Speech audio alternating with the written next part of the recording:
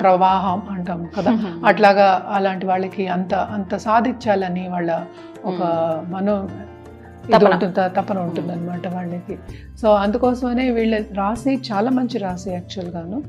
And also వీళ్ళకి ఏంటంటే ఇలాంటివి వేసుకున్నప్పుడు ఏంటంటే వాళ్ళకి మైండ్ కంట్రోల్ కూడా ఉంటుంది, వేవరింగ్ మైండ్ ఉన్నది.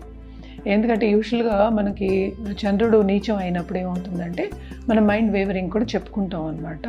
అంటే ఏంటి, ప్రశాంతంగా కాకుండా నేను ఇందాక చెప్పాను కదా వాళ్ళకి ఆ తపన ఉంటుంది కదా, చేయాలి అని, అది కొంచెం ఆగితేనే కదా ముందుకెళ్ళి సాగడం. సో అవన్నీ కొంచెం కంట్రోల్ కావాలి అంటే ఇలాంటి జాతి రత్నాలు వేసుకుంటే వీళ్ళకి కంట్రోల్ అవుతుంది, వీళ్ళు ఉన్నత స్థాయికి కూడా వెళ్తారనమాట. గుప్త అంటే యాక్చువల్గా వెపన్స్ అని కూడా చెప్పుకోవాలి, వెపనరీ చేసేవాళ్ళు, మెషినరీ చేసేవాళ్ళు, ఇలాంటివన్నీ చెప్తాం.